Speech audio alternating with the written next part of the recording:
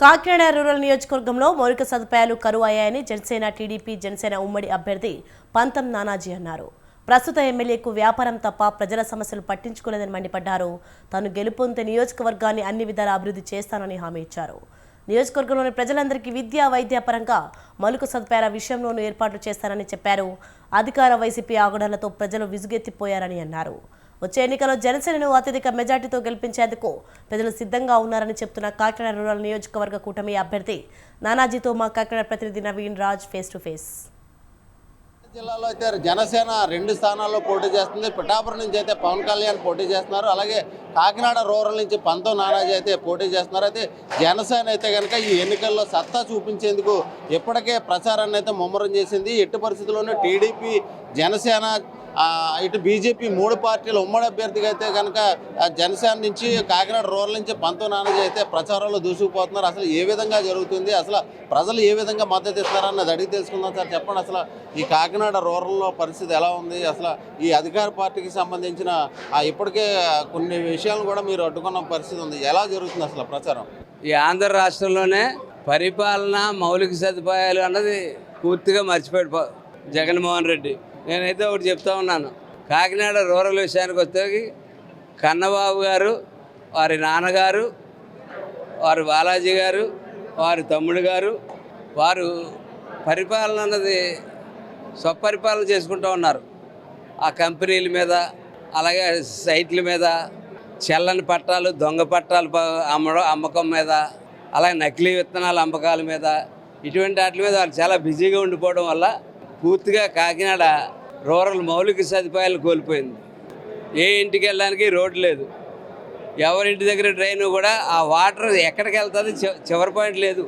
కొన్ని చోట్ల డ్రైన్ లేదు, కొన్ని చోట్ల డ్రైన్ ఉన్నా ఆ డ్రైన్ ఎక్కడికి వెళ్తుందో తెలియదు.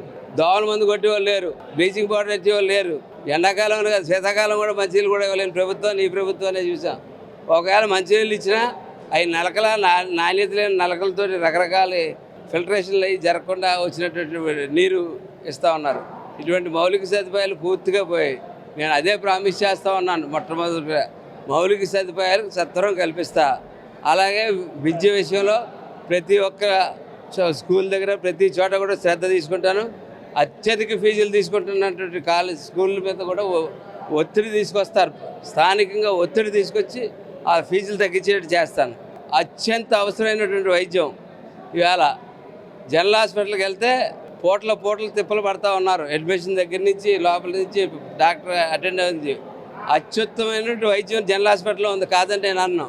కానీ ఆలస్యమైన వైద్యం కూడా జనరల్ హాస్పిటల్లోనే జరుగుతూ ఉంది. అది సకాలంలో వైద్యం జరగడానికి ఒక బృందాన్ని నేను ప్రత్యేకంగా ఒక బృందాన్ని నియమిస్తాను. కాకినాడ రూరల్ నుంచి ఒక బృందాన్ని నియమించి ప్రతి ఇంటికి కూడా జనరల్ హాస్పిటల్ కానీ పిహెచ్సిల్లో కానీ ఎక్కడైనా సరే వైద్యం నిమిత్తం ప్రత్యేక బృందాలను ఏర్పాటు చేయడం మటుకు క్వాలిఫైడ్ బృందాలని ఏర్పాటు చేయడంలో ముందుంటాను. వాలంటీర్లను ఆల్రెడీ కొంతమందిని అయితే రాజీనామా చేయించారు, కొంతమంది స్వచ్ఛందంగా రాజీనామా చేస్తారు. దీని మీద మీరు ఏమంటారు? ఈ స్వచ్ఛంద రాజీనామాలు కాదు, బలవంతపు రాజీనామాలు.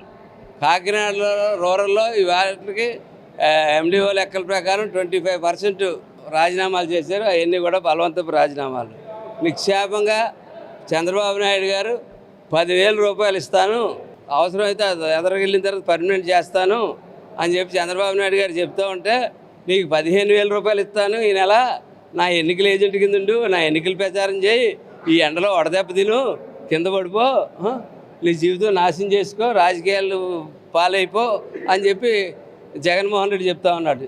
చంద్రబాబు నాయుడు గారు చెప్పినట్టు 10,000 రూపాయలు తీసుకుని పర్మనెంట్ చేసుకుని ధర్మిలా పెంచుకుంటా సిస్టంలో మీరు నడుస్తారా?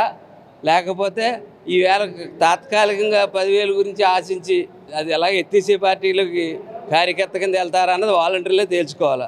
బలవంతపు రాజీనామాలకు వెళ్ళిన వాళ్ళు మటుకు రేపు పొద్దున్న నిజంగా వాళ్ళు బలవంతపు రాజీనామాలకు వెళ్ళిన వాళ్ళు ఉన్నారంటే వాళ్ళు మేము ఖచ్చితంగా కన్సిడరేషన్లోకి తీసుకుంటాం. అటు పిఠాపురంలో కానీ ఇటు కాకినాడ రూరల్లో కానీ జనసేనను ఓడిస్తామో, వైసీపీ గెలుస్తుంది, 1,00,000 మెజార్టీతో అయితే ఇక్కడ నెగ్గుతామని చెప్పి చెప్తున్నారు. పోలింగ్ రోజు వాళ్ళ ఇల్లు గదిలి బయటికి రమ్మనండి. ఈ రోజుకి ప్రజాదరణ ఏ స్థాయికి వెళ్తుందంటే వాళ్ళ కాకినాడ రూరల్లో 60% మీద ఉంది. ప్రజాదరణ రోజుకి కూటమికి ఎలా పెరుగుతూ ఉందంటే రేపు పోలింగ్ రోజు నీ కొడుకు, కూతురు, కోడలు ఇంట్లో వెళ్ళవరు. వెళ్ళి వద్దులే చేసే రాజకీయం ఇద్దరు కూర్చోబెడతారు. చివరిగా అంటే కాకినాడ రూరల్ అయితే కనుక వాటర్ సమస్య అయితే తీవ్రంగా ఉంది. దీన్ని మీరు ఏ విధంగా పరిష్కరిస్తారు? సార్ కాకినాడలో వాటర్ సమస్య ఒకటే కాదు, వాటర్ సమస్య ఉంది, డ్రైనేజ్ సమస్య ఉంది, రోడ్ల సమస్య ఉంది, దోమల సమస్య ఉంది.